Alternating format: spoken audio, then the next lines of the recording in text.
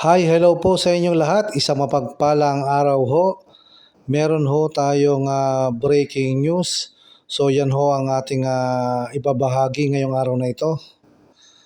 So yun na nga ho, ang breaking news ho natin ay meron hong isang napakalakas ho na lindol ang nangyari ho. Mga 4 na oras at kalahati na ho ang nakakaraan. So yan ho ang aking ibabahagi ho sa inyo ngayong araw na ito.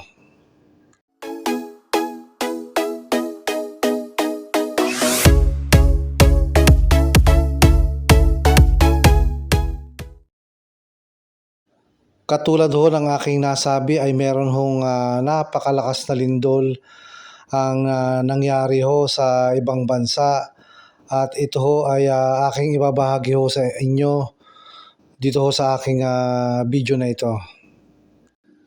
So ito ho nga napakalakas na lindol na nangyari ho, 4 na oras na ho at kalahati ang nakakaraan, ay ito ho nga bansa ng Myanmar o ang dating Burma, na kung saan ho ay niyanig ho ang lugar na ito ng 7.7 magnitude. Ayon ho sa USGS o yung tinatawag na US Geological Survey, nangyari ho yung napakalakas na lindol malapit ho dun sa ikalawang napakalaking city ho sa Myanmar, at ito ho ay nangyari mga alas 12:50 ho ng tanghali local time ho doon sa Myanmar o malapit ho sa bansang Thailand at India at iba pa pong mga bansa. Ayon ho sa USGS, ang epicenter ho ng lindol na yan ay 7.2 kilometers from Mandalay, Myanmar. So ganun ho kalayo ang lindol na naganap ho sa Myanmar. Mga ilang oras pa lang ho ang nakakalipas, at ayon din ho sa USGS, yun hong lalim ng lindol na nangyari ho kaya malakas dun ho sa Myanmar ay nasa 10 kilometro lang ho ang lalim.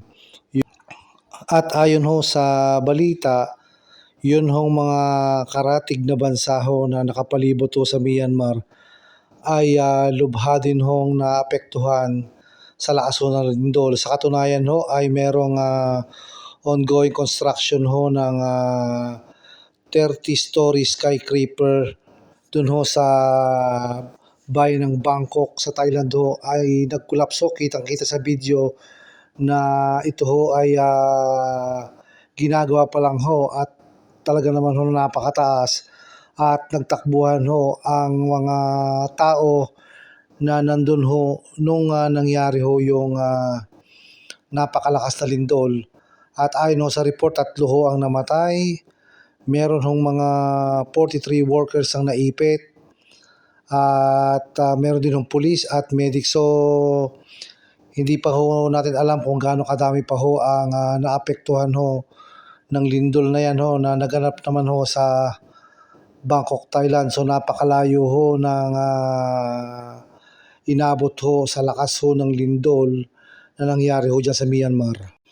Ayon ho sa balita ay patuloy ho silang nakatutok at inaalam pa ho ang mga pangyayaring naganap, dahil ho napakadami din hong mga tumatawag ho na mukhang naapektuhan ho ang mga buildings o mga struktura ho sa Thailand at sa iba pa hong mga bansa. So malalaman ho natin yan sa mga susunod ho na balita sa social media at maging sa YouTube.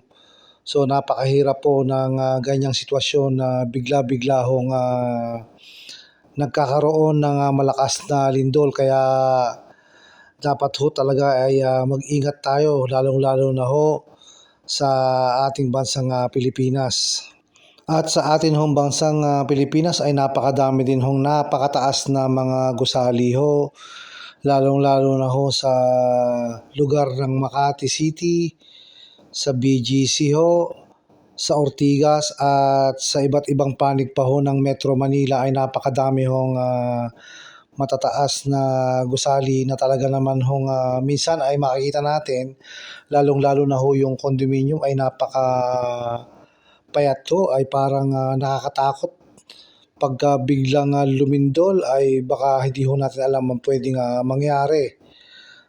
Dahil ho katulad ng nangyari nga ho na 'yan ay 7.7 ho ang magnitude ng lindol, talaga hong napakalakas niyan.